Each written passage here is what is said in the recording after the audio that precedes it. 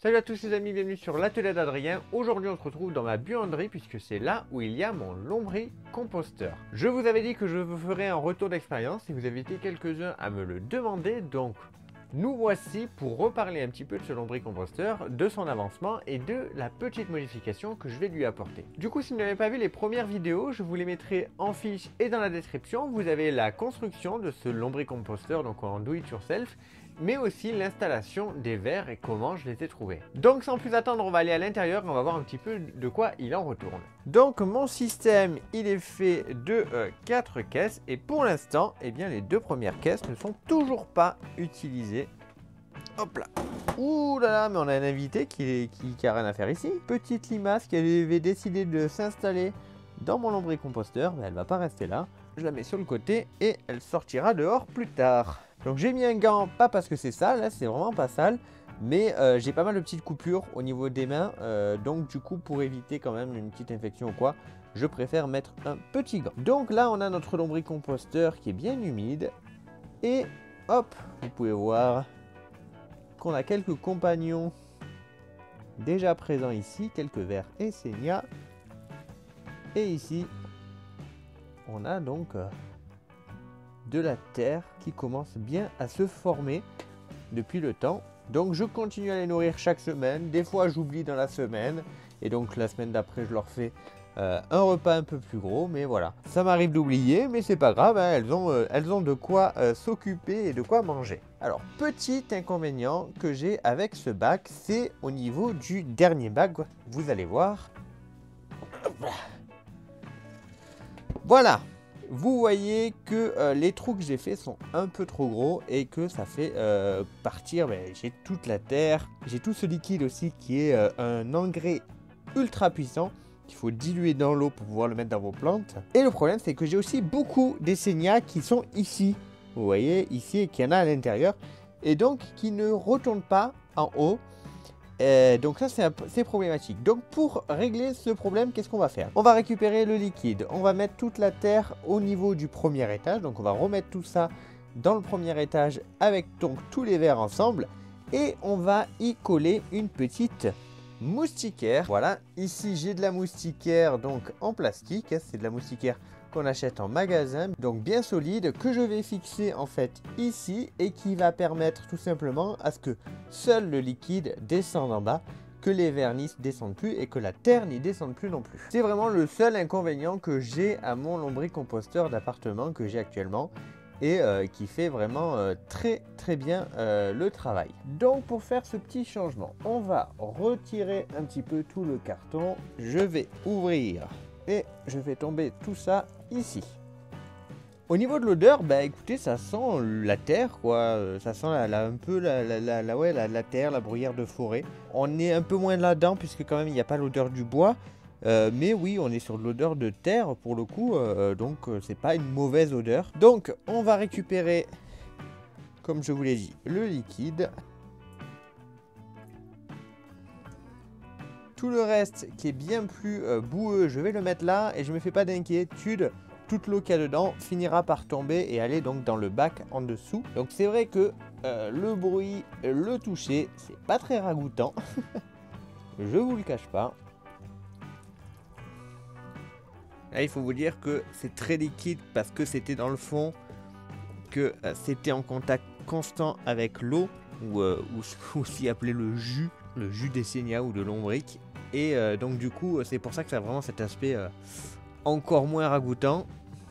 Mais vous l'avez vu tout à l'heure, je vous l'ai montré, on n'était pas du tout sur le même aspect.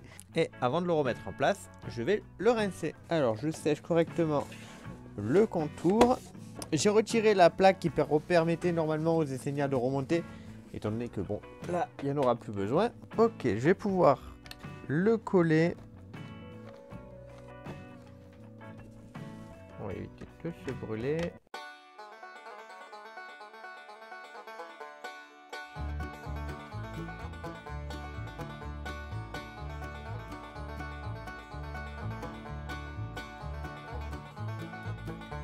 Voilà qui est fait.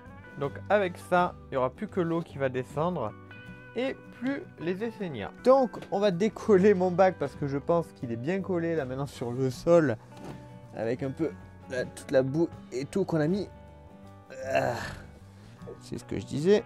Et on le remet par-dessus. On va un peu mettre de coquilles d'œuf à l'intérieur de mon bac. Ça fait... La semaine dernière, je ne l'ai pas fait, donc... Hop. Là, on le fait. Et de l'autre côté, plein d'épluchures. Des bananes qu'ils adorent, il y a des carottes, il y a du poireau. Je peux remettre aussi quelques coquilles d'œuf de ce côté-là. On va remettre le carton et le papier.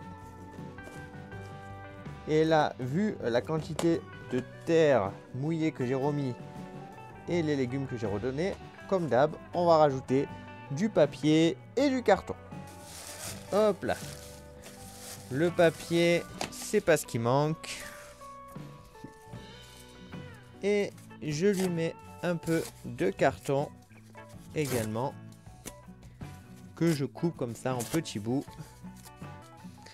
Donc là maintenant, par rapport à la première fois, ma colonie commence à être vraiment très importante. Donc maintenant, par semaine, je peux normalement leur donner pratiquement dans les 1,5 kg, 2 kg de détritus. Et normalement, eh ben, ils devraient arriver à les gérer sans souci.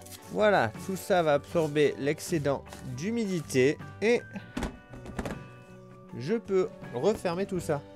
Je rappelle que la sangle n'est pas obligatoire, mais moi j'ai des chats, donc vaut mieux prévenir que guérir. Donc je dois diluer ceci avec de l'eau. Je me souviens plus exactement des quantités, mais je vous l'afficherai à l'écran au montage, parce que ben, c'est quelque chose qui est très riche. Et donc si vous mettez ça comme ça à vos plantes, vous allez les tuer tout simplement, parce que vous allez leur donner trop d'un coup. Donc c'est pour ça qu'on dilue ça avec de l'eau. Donc voilà les amis pour mon petit lombricomposteur. Je suis vraiment content, ça me débarrasse de pas mal de détritus que je n'ai pas donc à jeter à la poubelle, mais que je peux leur donner directement. Par la suite, en plus, quand j'aurai les poules, et je compte par la suite aussi faire un lombricomposteur extérieur. Donc celui-ci, je risque de plus m'en servir et je risque donc de transférer les vers en extérieur, ou alors je le donnerai à mes parents. Je verrai en tout cas comment je ferai. Mais on va en avoir un extérieur qui va donc récupérer beaucoup plus de détritus forcément, vu que c'est en extérieur. Donc il n'y aura pas que les vers, il y aura des clopotes, etc. qui vont se mêler à ce lombricomposteur. Sans parler des poules aussi qui se feront un plaisir de manger beaucoup des détritus. Donc en termes de déchets de nourriture, on n'aura plus grand chose à jeter. Donc les amis, c'est tout. On va libérer la limace tout de suite. Merci en tout cas d'avoir regardé cette vidéo. Si vous souhaitez me soutenir, vous pouvez dans la description. Merci aux gens qui l'ont déjà fait. J'espère que la vidéo vous aura plu. N'hésitez pas à me dire ce que vous en avez pensé dans les commentaires. Je vous dis à très vite. Bye bye tout le monde. Allez, cours. Vole, enfuis-toi. Cours, astérisme.